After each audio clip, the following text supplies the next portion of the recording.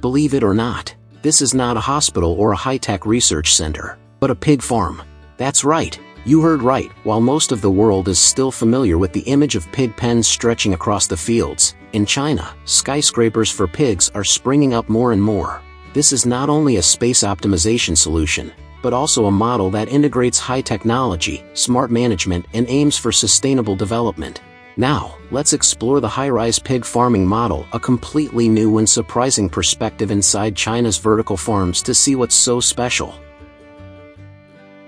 In 2022, a Chinese company surprised the world when it opened a 26-story pig farm in Hubei province. With a height equivalent to an apartment building, it is capable of raising up to 650,000 pigs per year, from piglets, sows, to pigs ready for sale.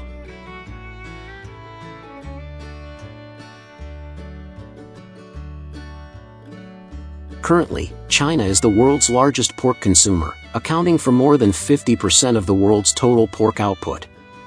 However, outbreaks of African swine fever in 2018-2020 have devastated the country's livestock industry, causing more than 200 million pigs to be culled.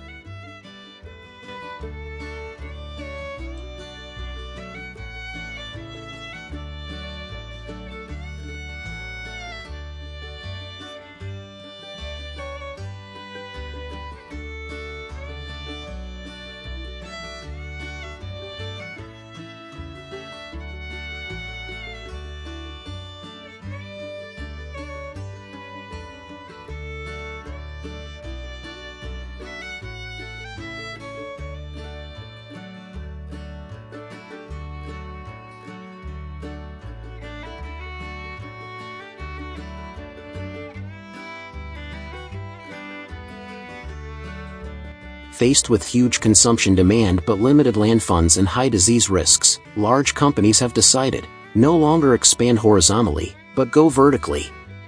The high-rise livestock farming model not only optimizes the area, but also helps to strictly control the living environment of livestock, reduce the risk of infection, and significantly increase productivity.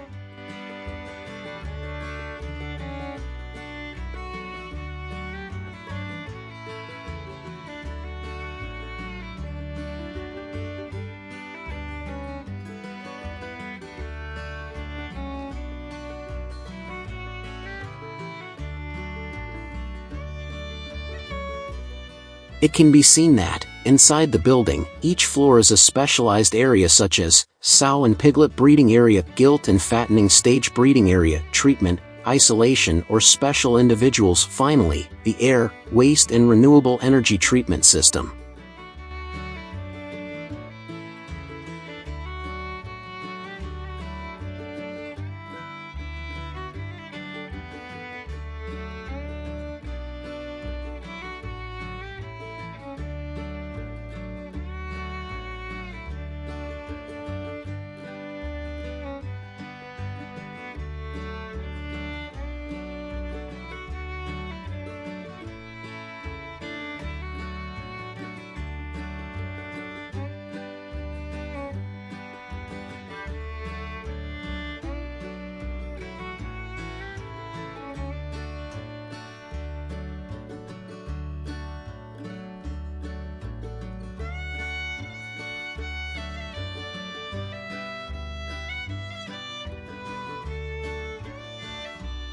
The entire farm will be equipped with fully automated ventilation, temperature control, feeding, and waste treatment systems. From the outside, it looks no different from a hotel or a high-end office building. But inside, everything is designed to ensure maximum biosecurity, minimize disease, and help pigs grow in a clean, modern environment.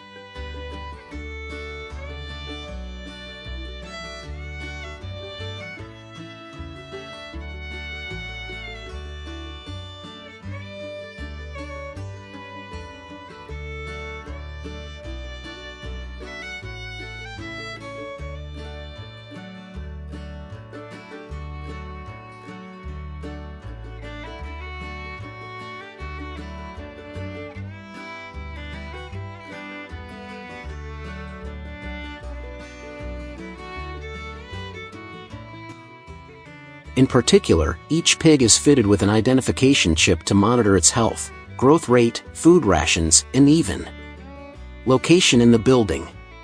All data is sent to the control center using artificial intelligence, helping managers easily detect problems early and make timely adjustments. No bad smells, no noisy squeals, no muddy barns, everything is clean, closed and operated on a chain.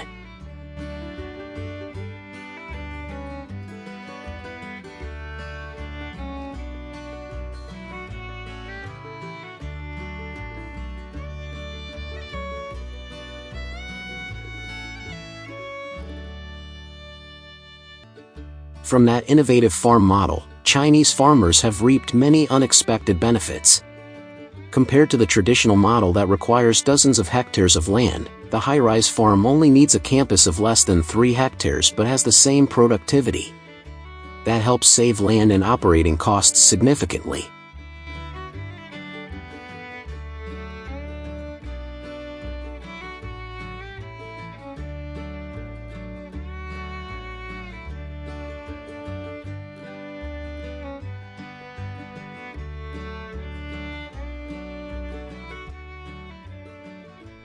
In addition, the access control system is extremely strict. All employees must disinfect, change protective gear and go through many layers of checks before being allowed inside. Separating each area by floor helps prevent the spread of disease.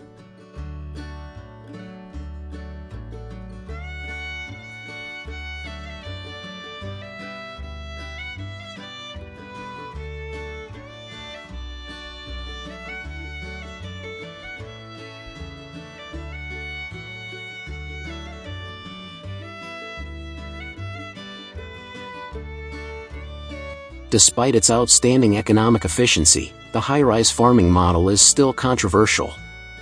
Many animal protection organizations believe that raising pigs in a closed environment, lacking natural light and no space to move, can cause stress and affect their natural behavior. In particular, when an incident such as a power outage, fire, or epidemic occurs, the damage can be enormous.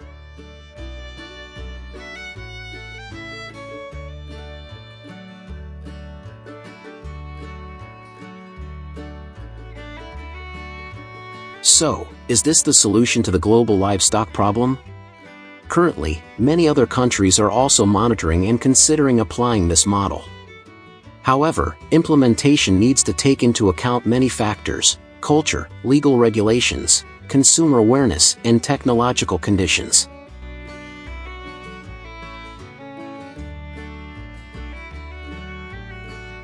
The high-rise pig farming model in China is completely changing the way we think about the livestock industry.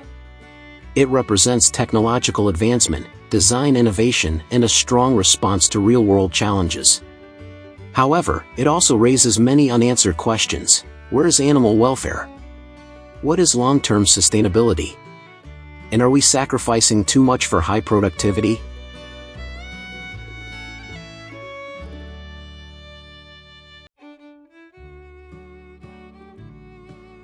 Looking at this image, we all think that these farmers are having a bumper fish harvest, but in fact, it is not like that.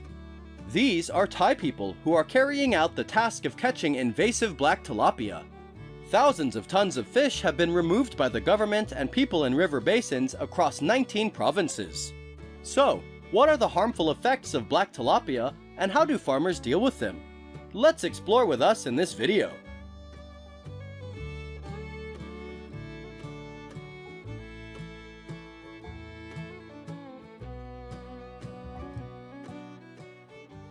Many years ago, tilapia was considered an uncontrollable invasive species in Southeast Asia and China. But today, they are the main aquaculture species for economic development in these areas. Each year, millions of tons of tilapia are raised and harvested to serve the needs of domestic consumption and export. However, no one expected that a new species of tilapia to invade this area. The black chen tilapia is also becoming a terrible invasive species, typically in Thailand.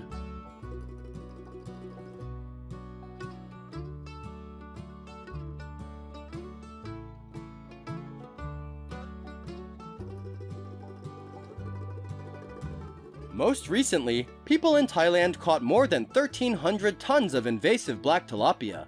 This fish is considered highly destructive and has seriously affected the country's fisheries. Native fish species, which are more valuable in local markets, are gradually being replaced by black tilapia in the catch. This has caused a decline in the quality of aquaculture and reduced the income of local farmers. The estimated economic damage caused by black-chin tilapia in Thailand is at least $293 million per year.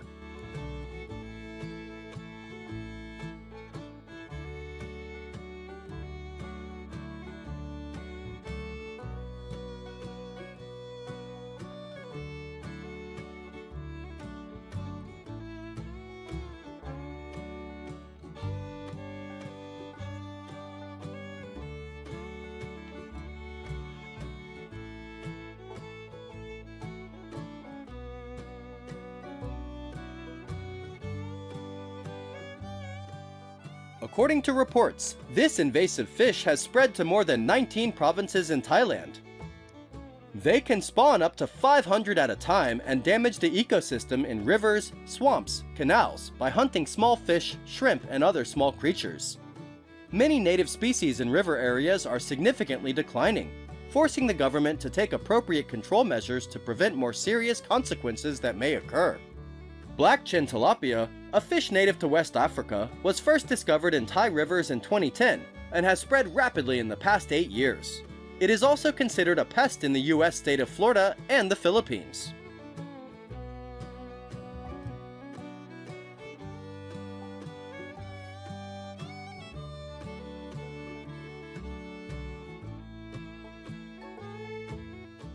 To address the invasive black tilapia, the Thai government has declared the eradication of the species a national priority.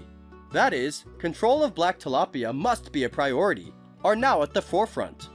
The government has also begun to encourage people to consume them by eating them.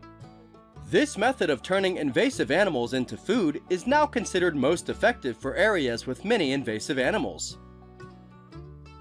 In Phetchaburi province in central Thailand, many promotional activities have taken place to use black tilapia as food. In addition, many food processing brands have also processed dishes from black tilapia and brought them to the market for consumption.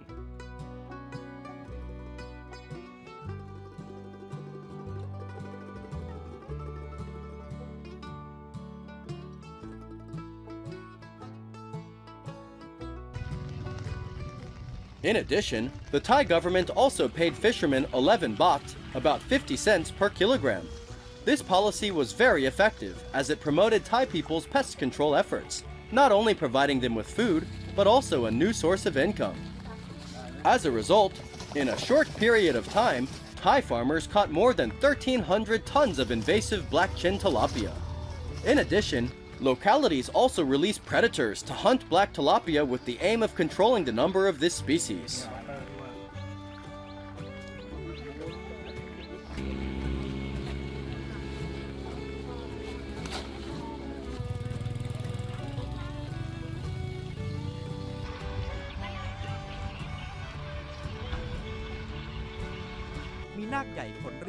In addition to encouraging people to consume black tilapia meat, Thailand also takes many other measures to thoroughly control the number of this fish species. Farming of black tilapia or their release into the wild is also prohibited and strictly controlled. The Thai Department of Fisheries has established surveillance programs to monitor the spread of black tilapia in freshwater and brackish water systems. This way, the Thai government can easily take measures to prevent and control the invasive species. Authorities have also tightened regulations on the import and movement of non-native fish species, including black tilapia. These regulations are aimed at preventing the introduction of new invasive species and controlling the movement of black tilapia between regions.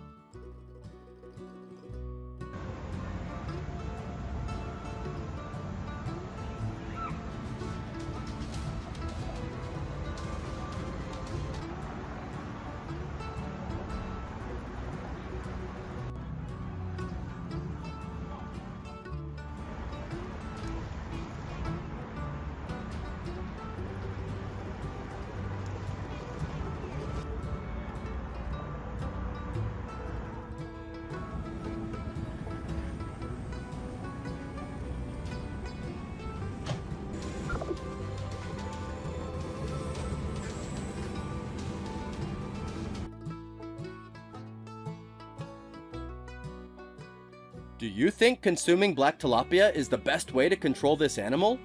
Although controlling invasive species is never easy and very expensive, the Thai people may be successful in limiting the development of this fish. Since freshwater fish is part of the culinary tradition in Southeast Asia, consuming black tilapia is not an obstacle for the Thai people. They have also processed it into many dishes with different flavors. When it is accepted by the consumer market, the number of black tilapia will decrease is only a matter of time.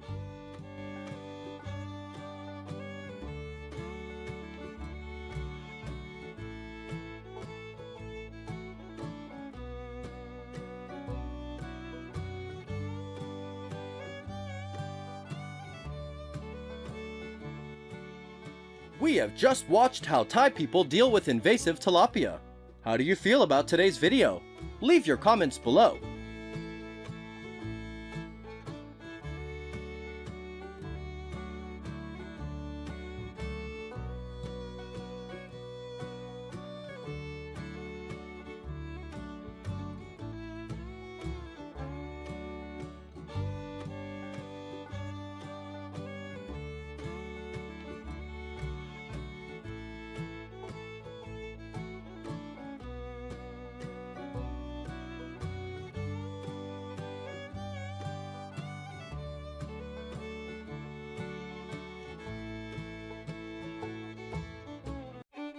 With a history of thousands of years, the culinary system in China is also very diverse, with countless different processing methods.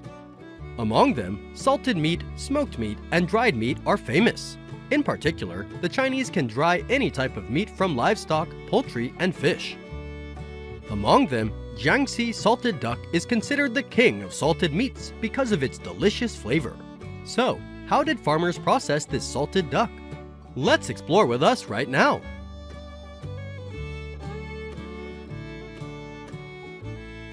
Salted ducks have been popular in China for hundreds of years and were often prepared in winter to preserve food for the Chinese New Year.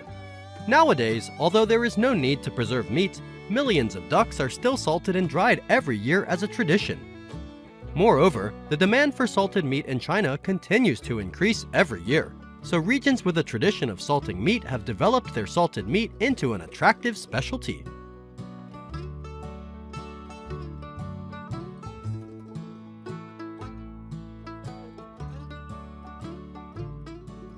To be able to process millions of salted ducks every year, rural areas have maintained and promoted local duck farming.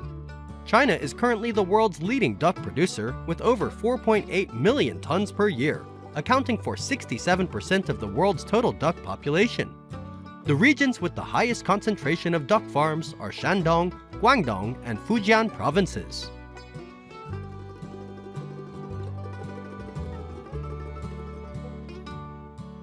China's duck farming industry continues to grow rapidly as domestic demand for duck meat remains high.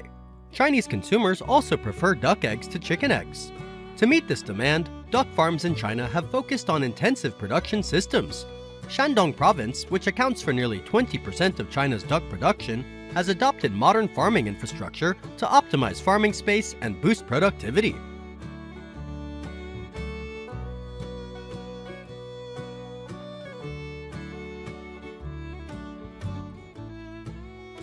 Duck farms are mainly family scale with free-range farming. On average, farms own 500 to 1,000 ducks that are free-range in a certain area. In addition, the farm needs a cage so that the ducks can rest and stay warm.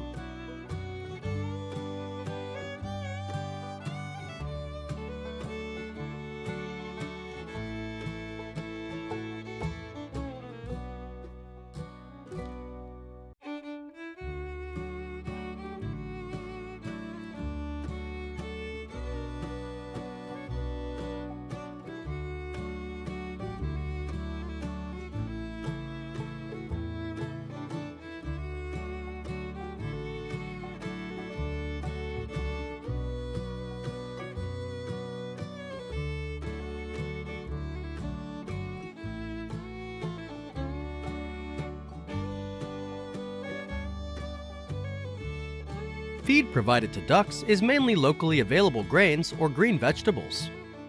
Organic feed ensures that the quality of duck meat meets better standards. Farmers have a tradition of salting duck meat in Jiangxi, believes that organically raised ducks will produce the highest quality and most delicious salted duck meat products. Ducks also thrive better in water environments, so many duck farms are built in ponds, lakes, rivers, and streams so they can swim. Free-range ducks that meet harvest standards will be harvested after 5 to 6 months. Traders will purchase ducks from farms and transport them to meat processing plants or wholesale markets.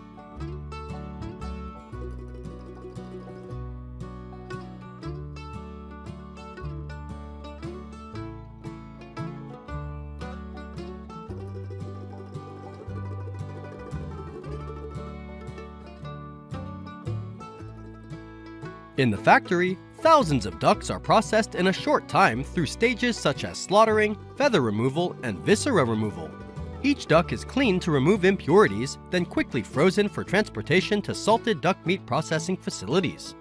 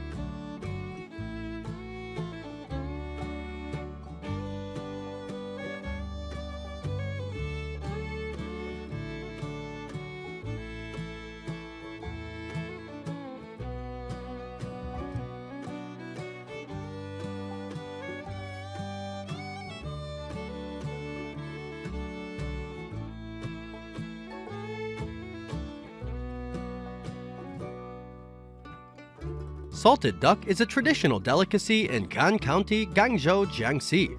Every winter, you can see iron shelves filled with salted ducks drying in the sun.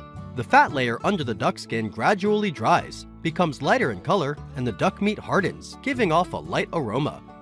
Although the method of preparing salted duck seems simple, in fact, it is quite complicated and goes through many processes, especially the sun-drying stage to ferment the meat and create a characteristic aroma.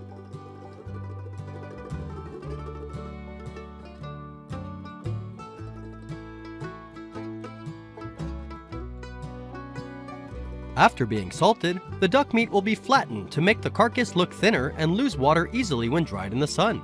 This step is very important because it depends on the temperature and weather, so the sun-drying areas need to be covered if it rains. During the drying process, workers constantly adjust the size and density to ensure that each duck carcass gets enough sunlight.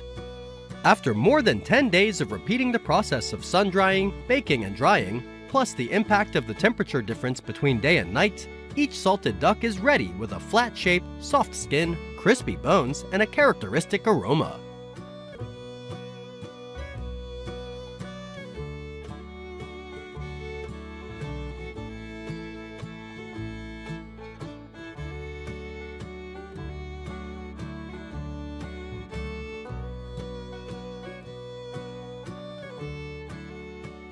Salted duck is most consumed at the end of the year because Chinese people often give salted meat products as gifts.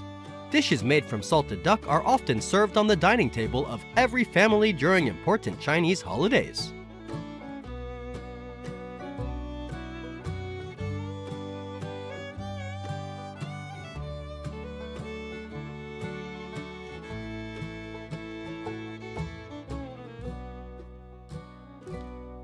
Do Do you know how many tons of waste are produced from pineapple farms around the world each year? The terrible number will surely surprise anyone. With such a huge amount of waste, it causes serious environmental pollution risks. To solve this situation, people have researched recycling methods to treat waste from pineapple farms. Now, let's explore with us how farmers turn pineapple peels into money.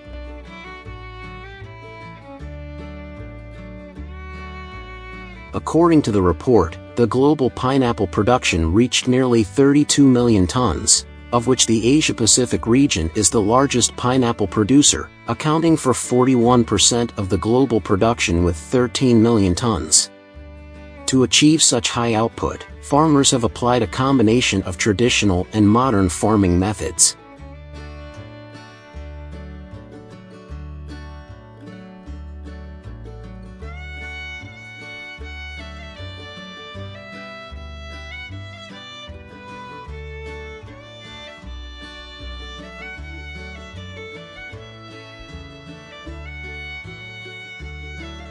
Farmers have combined advanced farming techniques, optimized planting density, selected high-yielding varieties, and effectively managed post-harvest processes to increase pineapple yields. Farmers said that traditional pineapple cultivation yields around 50-60 tons ha, but with high-density planting, yields can reach 80-100 tons ha, bringing great benefits to pineapple farmers.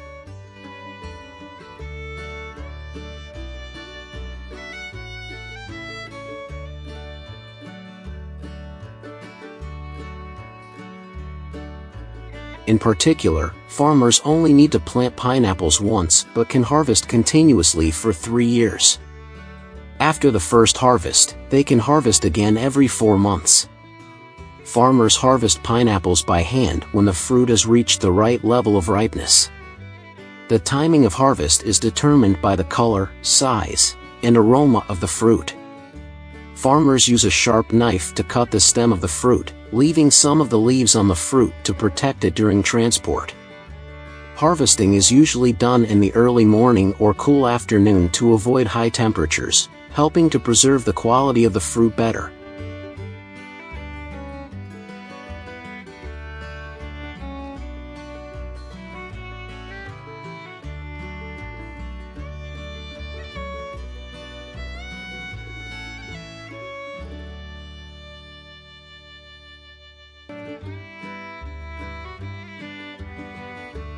After harvesting, pineapples are graded according to size and quality.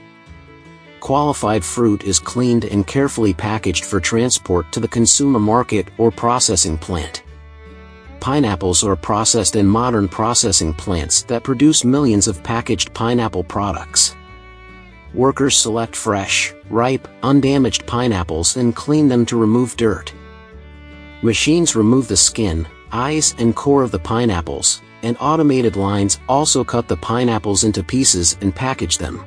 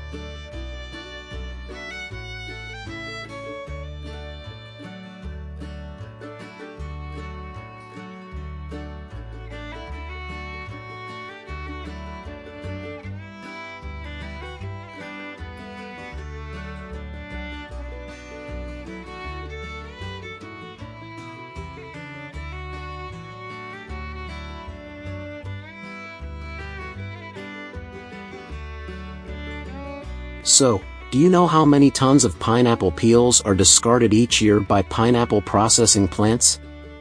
The pineapple processing process produces waste that accounts for about 60% of the weight of the original pineapple in the form of peels, cores, tips and pulp. Therefore, every year tons of pineapple waste are released into the environment. They can be decomposed into organic fertilizer, but in fact, if not processed, they will cause many environmental problems. In recent years, researchers have turned pineapple peels from waste into bioenergy sources such as bioethanol along with animal feed and worm castings.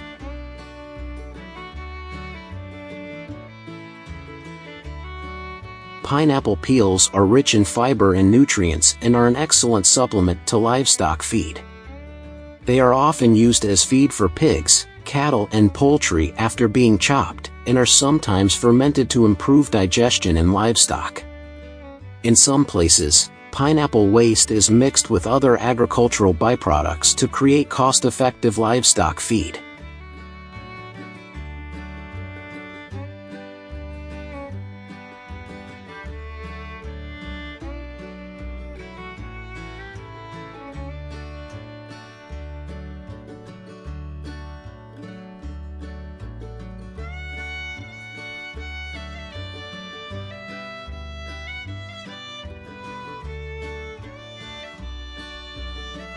You may not know, pineapple peel contains a large amount of organic matter that can be fermented to produce biogas, which can be used as a renewable energy source.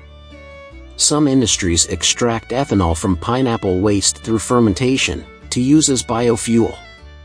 Producing ethanol from pineapple peels not only helps to utilize agricultural byproducts but also brings many economic, environmental, and energy benefits.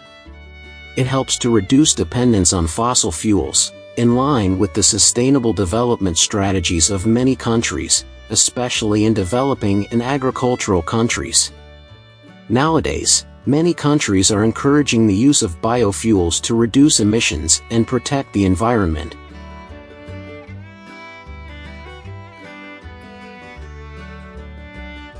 Pineapple peels are fermented to make pineapple vinegar, a probiotic-rich product used in cooking and health drinks. In some regions, they are used to make pineapple wine or kombucha. Some companies process pineapple peels to create vegan leather alternatives, such as Pinatex, an eco-friendly leather alternative. We have just finished following today's topic.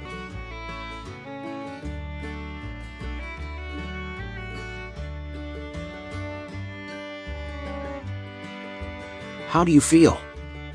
Leave your comments below to let us know.